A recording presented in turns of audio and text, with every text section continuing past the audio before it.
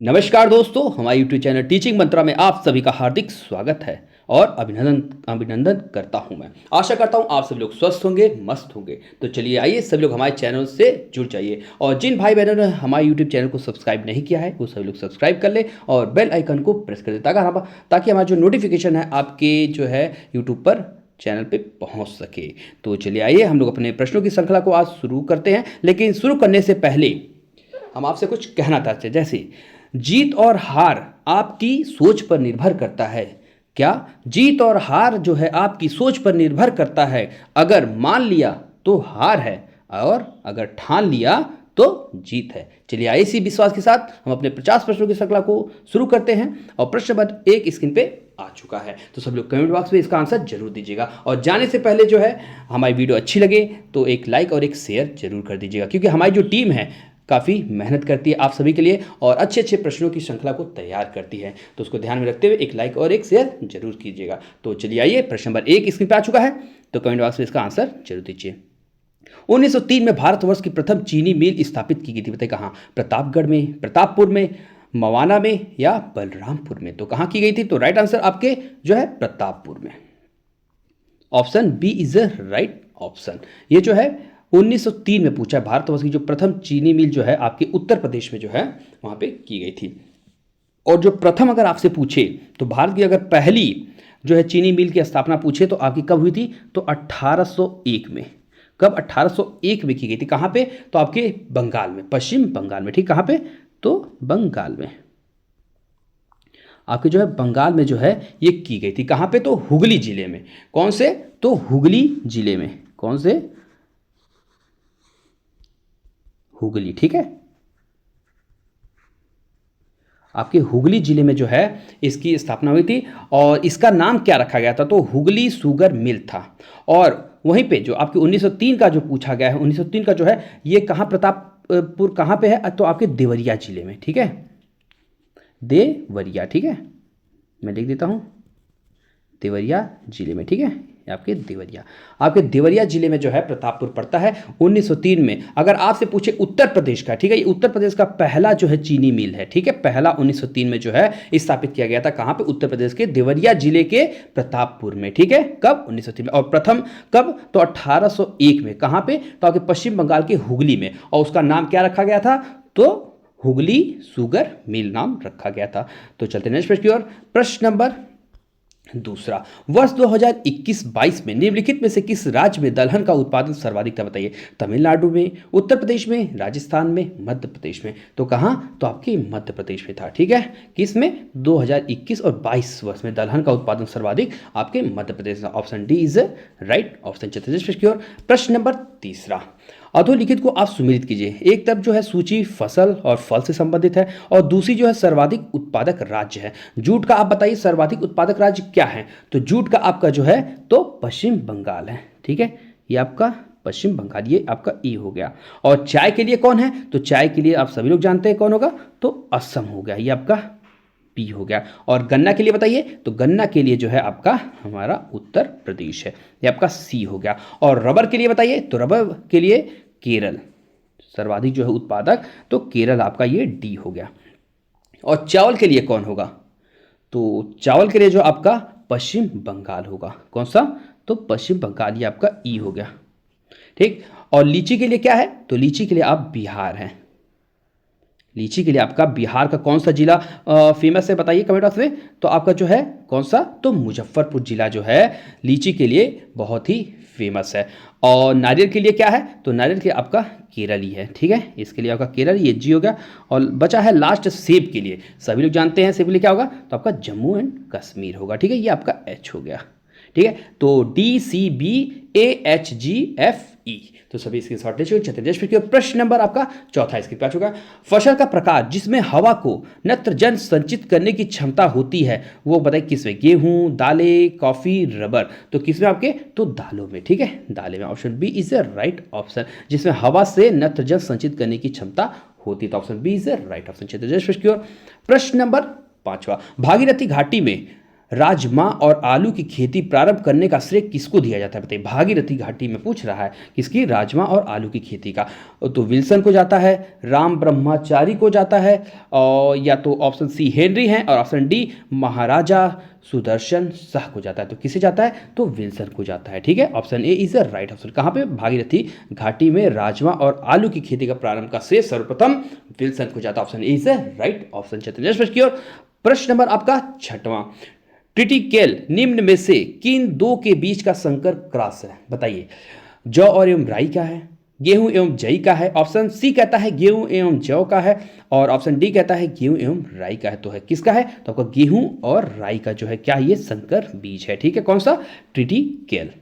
चलते नेक्स्ट प्रश्न की ओर। प्रश्न नंबर आपका 7वां, निम्नलिखित में से कौन सा C4 पौधा है? बताइए, धान है, सोयाबीन है, मक्का है या गेहूं है? तो आपका मक्का जो है C4 किस्म का पौधा है। ठीक है, ये एक हाइब्रिड है। तो ऑप्शन सी से राइट ऑप्शन। चलिए की ओर। प्रश्न नंबर 8वां, आम की निम्न प्रजातियों में से कौन नियमित फसल वाली प्रजाति? बताइए, चौसा, लंगड़ा, दशहरी, एक या उपरोक्त में से कोई नहीं। तो क्या है? तो आपका राइट आंसर, तो उपरोक्त में से कोई नहीं। ठीक है, क्योंकि ये जो आम की जो प्रजातियों में से नियमित फसल जो है वाली प्रजाति, इसमें से ना तो चौसा है, ना तो लंगड़ा, ना तो दशहरी। तो क्या है? तो आपकी अल्फांसो है। ठीक है, कौन सी?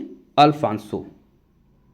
मतलब उसका जो आम जो एक किस्म है, ये इसकी मिलावटी, जैसे इसका एक संकर रूप है, इसके क्रॉस से है। तो जो आपकी जो ये है आम की जो प्रजाति है जो नियमित फल देती है, उसका नाम है अर्का। क्या? अर्का। आपका अर्का है। ठीक है, अर्का पुनीत, अर्का पुनीत है। ठीक है, आप नोट कर लीजिए, अर्का पुनीत है। और ये किसका किसका संकर रूप है? तो ये अल्फांसो और बगनापल्ली। किसका? अल्फांसो और बगनापल्ली की संतति है। ठीक है, यह जो है मध्य मौसमी किस्म है। इसके जो पादप हैं ओजपूर्ण होते हैं और ये क्या है? नियमित फलन देती है। ठीक है, क्या उसका नाम है? तो अर्का पुनीत है। क्या? अर्का पुनीत है। तो इसमें से आपका पूछा था ये प्रजाति कौन सी है, तो इनमें से कोई नहीं, ना तो चौसा है, ना तो लंगड़ा, ना तो दशहरी। तो आप सभी नोट कर चुके हैं। अगर आपसे पूछे किसकी संकर प्रजाति की गई है, तो ये अल्फांसो और बगनापल्ली का जो है क्रॉस, मतलब उन दोनों के मिलाप से जो है इसको बनाया गया है अर्का पुनीत। ठीक है, जो नियमित फलन देने वाली एक आम किस्म की प्रजाति है। चतुर्थ प्रश्न नंबर आपका 9वां, बासमती चावल की रोपाई हेतु उपयुक्त बीज दर है? बताइए, 40 से 50 किलोग्राम जो है प्रति हेक्टेयर में, 20 से 30 किलोग्राम प्रति हेक्टेयर में, और आपका 15 से 20 किलोग्राम प्रति हेक्टेयर में, या ऑप्शन डी कहता है 5 से 10 किलोग्राम प्रति हेक्टेयर में। तो कितना है? तो आपका 15 से 20 किलोग्राम प्रति हेक्टेयर में। ठीक है, किसका? तो बासमती चावल की रोपाई हेतु उपयुक्त बीज दर कितनी है? तो 15 से 20 किलोग्राम प्रति हेक्टेयर। ठीक, चलते नेक्स्ट प्रश्न की ओर। प्रश्न नंबर आपका 10वां, सूची 1 व सूची 2 को आप सुमिलित कीजिए। एक तरफ फसल का नाम दिया है, आपका ये फसल है पहली सूची, और दूसरी बीमारी का नाम। ठीक है, गन्ना बताइए कौन सी बीमारी होती है? तो गन्ने में आपका जो होता है रेड राट होता है। क्या होता है? Red rot. तो ये आपका दूसरा हो गया, ये ए हो गया। ठीक है, और धान में कौन सा होता है? तो धान में आपके खैरा नामक रोग होता है। धान में आपका खैरा, ये आपका बी हो गया। और अरहर और चना में कौन सा होता है? तो जो है उकट्ठा, मतलब विल्ट होता है, ये आपका सी हो गया। और आलू में कौन सा रोग होता है? तो आलू में जो है झुलसा, मतलब लेट ब्लाइट होता है, ये आपका पहले पे आएगा, ये डी हो गया। और मटर के लिए बताइए, तो मटर के लिए आपका है बुकनी, मतलब पाउडरी मिल्ड्यू, ये जो है बीमारी मटर में होती है। ठीक है, और आपका बाजरा में कौन सा होता है? तो अर्गट होता है। कौन सा? आपका अर्गट, ये एफ हो गया। तो साथ में बताइए आपके तंबाकू में कौन सी होता है रोग? तो मोजेक, मोजेक नामक रोग जो है आपके तंबाकू में होता है। तो चलते नेक्स्ट प्रश्न की ओर। प्रश्न नंबर आपका 11वां स्क्रीन पे आ चुका है। पौधों में अप्रकाशित अभिक्रिया कहाँ होती? बताइए, रिक्तिका में होती है, ग्रेना में होती है, स्ट्रोमा में होती है, या अवर्णिक लवक में होती है? तो किसमें होती है आपकी? तो ये स्ट्रोमा में होती है। किसमें? स्ट्रोमा में। Option C is the right option. Stroma क्या है?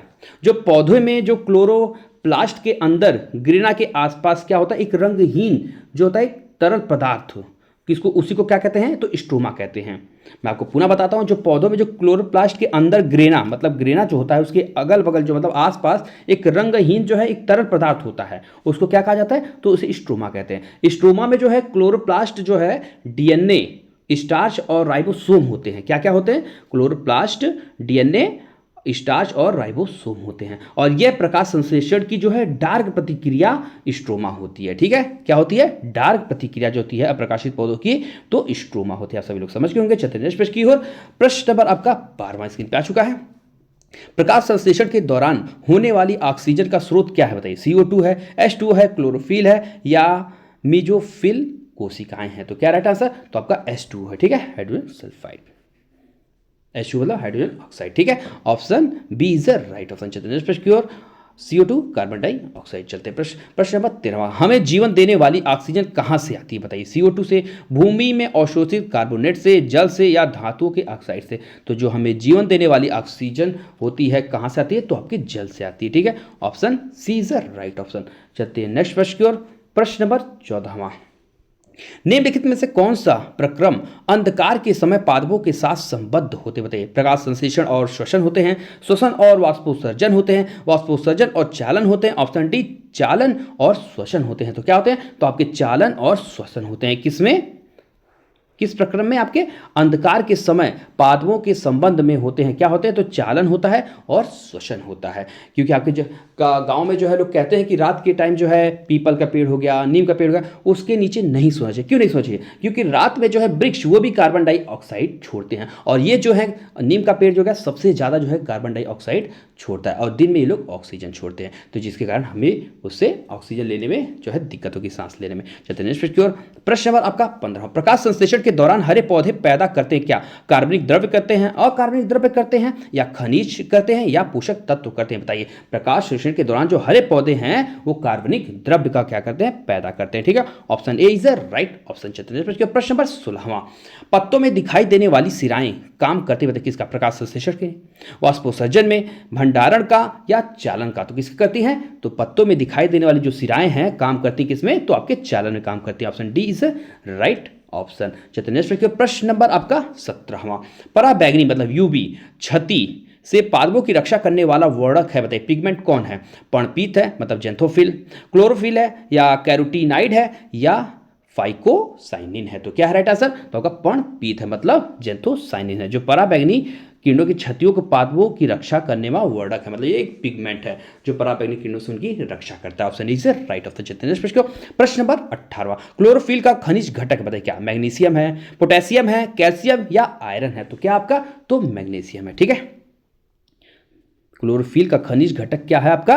तो मैग्नीशियम होता है। और हमारे लौ का क्या होता है? तो Mg होता है मतलब आयरन होता है, ठीक है। ये हमको उससे अलग करता है। जितने प्रश्न की ओर। प्रश्न नंबर आपका 19वां। पौधे ऊर्जा छोड़ते हैं कैसे? प्रकाश संश्लेषण में, श्वसन में, या वाष्पोत्सर्जन में, या अंकुरण में? तो बताइए पौधे ऊर्जा किससे छोड़ते हैं? तो आपके श्वसन में, ठीक है। Option B is the right option.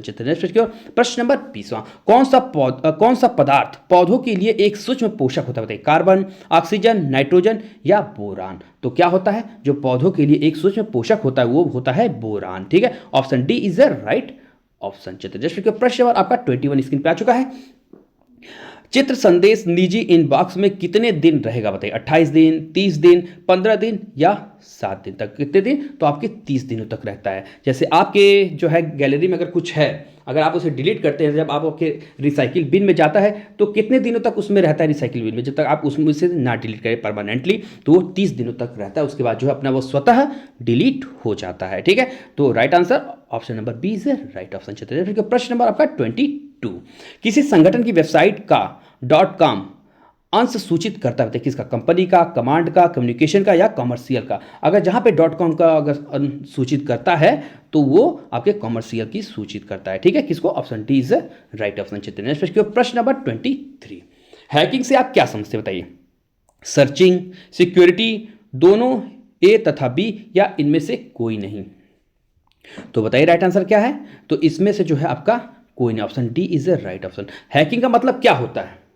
Hacking जो होती है एक प्रकार की, जैसे मान लीजिए किसी का कोई कंप्यूटर है या मोबाइल है, किसी द्वारा एक सॉफ्टवेयर या वायरस के माध्यम से आप उसके सिस्टम में आप छेड़छाड़ कर दें, उसके जो है जो मेन डाटा है उसको आप जो है लीक कर दें या उसमें परिवर्तन कर दें, तो उसी को हैकिंग कहा जाता है। उसके जो है जिसने भी अपना पर्सनल डाटा मतलब छुपा के रखा है, आप उसको जो है एकदम परिवर्तित कर दें, बदल दें, ठीक है। तो इसको अगर सही शब्दों में अगर आप समझें, मतलब एक इसकी परिभाषा के रूप में, तो क्या कहते हैं? तो जो किसी कंप्यूटर सिस्टम या नेटवर्क या डेटा तक अनधिकृत जो होता है पहुंच हासिल करना या उसमें बदलाव करना ही क्या कहलाता है? आपका तो हैकिंग कहलाता है। क्या कहलाता है? हैकिंग कहलाता है। इसलिए इसमें से कोई नहीं, तो इसलिए आपका option D is right option. प्रश्न नंबर 24, कार में लगा हुआ गति मापक यंत्र निरूपित करता है, क्या करता है? Analogue computer, digital computer, hybrid computer या इनमें से कोई नहीं, तो क्या करता है? तो एनालॉग कंप्यूटर करता है, ठीक है, इसको निरूपित करता है। Option A is right option. प्रश्न नंबर 25, ऑप्टिकल डिस्क का नया फॉर्मेट जो ब्लू रे डिस्क मतलब BD के नाम से जाना जाता है लोकप्रिय हो रहा है, यह परंपरागत DVD से किस प्रकार भिन्न है, बताइए। उसके बारे में कहा है DVD मानक परिभाषा वीडियो मतलब स्टैंडर्ड डिफिनेशंस वीडियो को समर्थित करता है, जबकि VD उच्च परिभाषा वीडियो हाई डेफिशिएंसी वीडियो को समर्थित करता है, ठीक है, डेफिनेशन।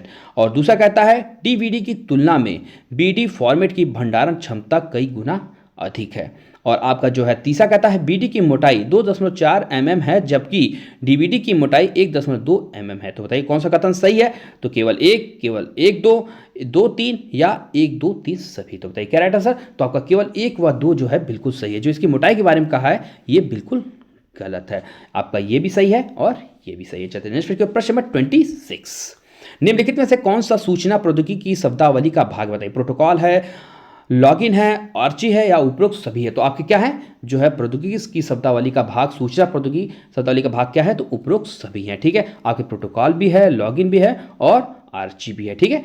तो इसलिए option D is right option. प्रश्न नंबर 27, आभासी निजी परिपथ क्या है बताइए? वर्चुअल प्राइवेट नेटवर्क यह किसी संस्था का निजी कंप्यूटर परिपथ है जिसमें सुदूर बैठे प्रयोक्ता संस्था के जो है परिवेशक मतलब सर्वर के माध्यम से सूचना प्रेषित कर सकते हैं। और बी कहता है यह निजी इंटरनेट पर बना कंप्यूटर परिपथ है जो प्रयोक्ताओं को अपनी संस्था के परिपथ में प्रवेश करने की सुविधा देता है और प्रेषित की जा रही सूचना को सुरक्षित रखता है। और सी कहता है यह एक ऐसा कंप्यूटर परिपथ है जिसके द्वारा प्रयोक्ता सेवा प्रबंधन मतलब सर्विस प्रोवाइडर के माध्यम से कंप्यूटिंग संसाधनों के साझे भंडार में जो है प्रवेश पा सकते हैं।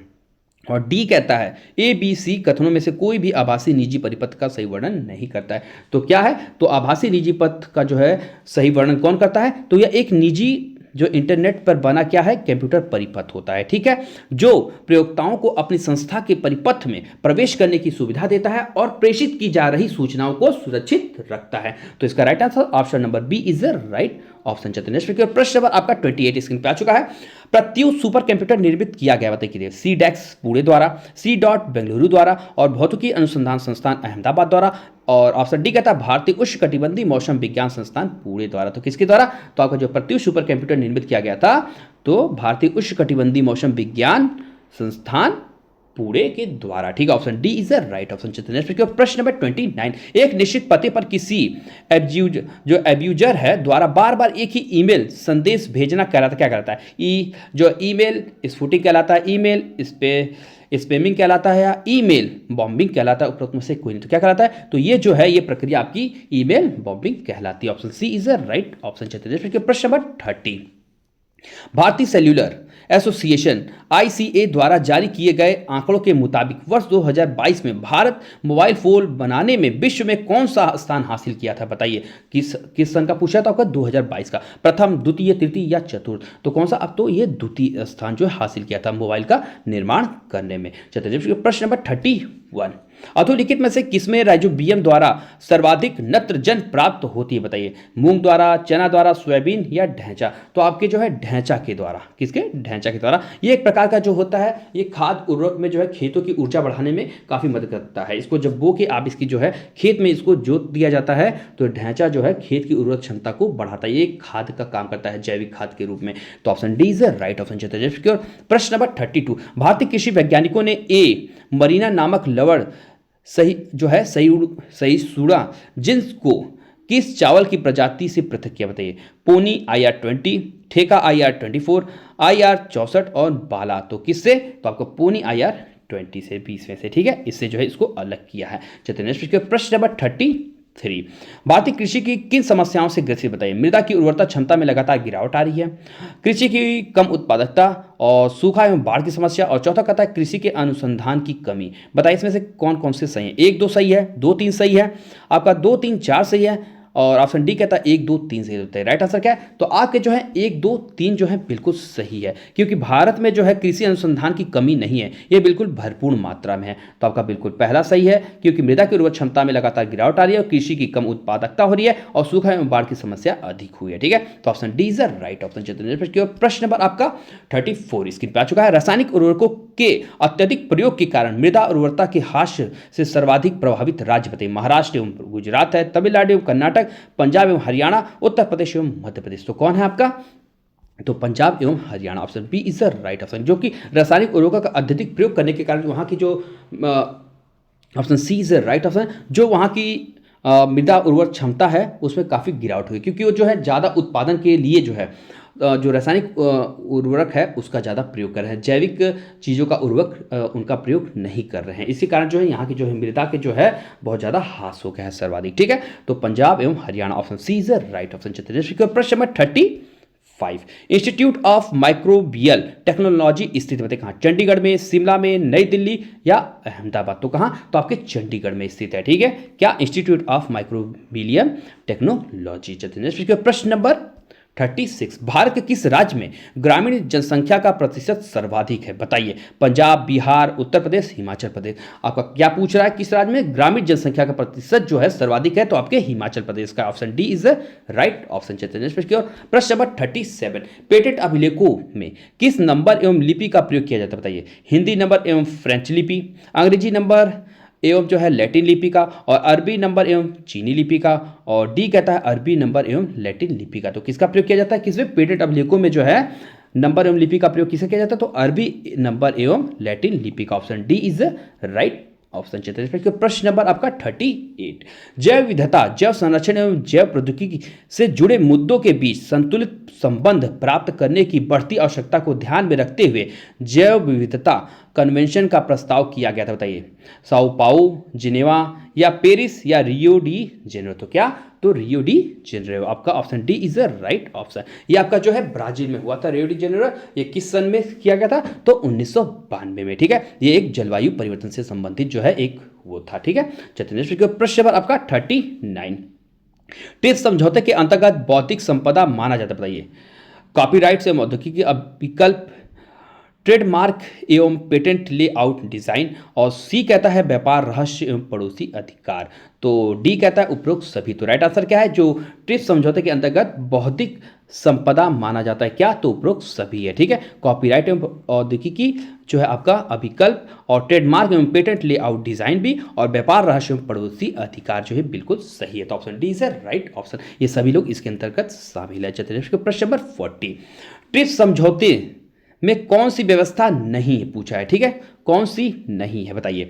3 है और 1 नहीं है। बौद्धिक संपदा अधिकारों के प्रवर्तन हेतु ऐसी घरेलू प्रक्रिया अपनाई जाए जो पारदर्शी हो, और बी कहता है बौद्धिक संपदा अधिकारों का प्रवर्तन घरेलू विदेशी व्यक्तियों और संस्थाओं पर समान रूप से प्रभावी हो, और सी कहता है बौद्धिक संपदा अधिकारों के प्रवर्तन हेतु आपराधिक दंड प्रक्रिया का प्रावधान हो, और डी कहता है केवल विदेशी व्यक्तियों और संस्थाओं पर ट्रिप्स समझौते के प्रावधान प्रभावी हों। तो क्या राइट आंसर है? तो यही आपका गलत है, केवल विदेशियों पर नहीं, ये आपके सभी पर जो है बिल्कुल होंगे। ठीक है, प्रभावी होंगे। तो ऑप्शन आपसे गलत पूछा था, तो ऑप्शन डी से राइट ऑप्शन। प्रश्न 41, ये आपके 10 महत्वपूर्ण करंट से संबंधित जो आपके प्रश्न की श्रृंखला मिलेगी। केंद्र सरकार के जल जीवन मिशन के तहत हर घर जल योजना में 100% लक्ष्य हासिल करने वाला पूर्वोत्तर का पहला और देश का 10वां राज्य कौन बना बताइए? त्रिपुरा, असम, अरुणाचल प्रदेश, मेघालय। तो कौन बना? तो आपका अरुणाचल प्रदेश बना। ठीक है, option C is the right option. प्रश्न नंबर 42, हाल ही में प्रधानमंत्री नरेंद्र मोदी ने जम्मू कश्मीर में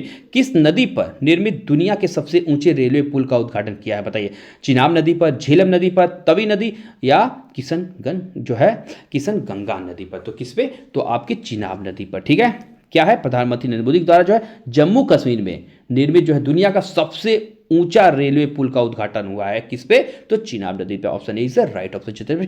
प्रश्न नंबर 43, किस उर्दू कवि और संस्कृत विद्वान आध्यात्मिक नेता को क्रमशः उर्दू और संस्कृत के लिए 98वें ज्ञानपीठ पुरस्कार 2022 से सम्मानित किया गया है बताइए?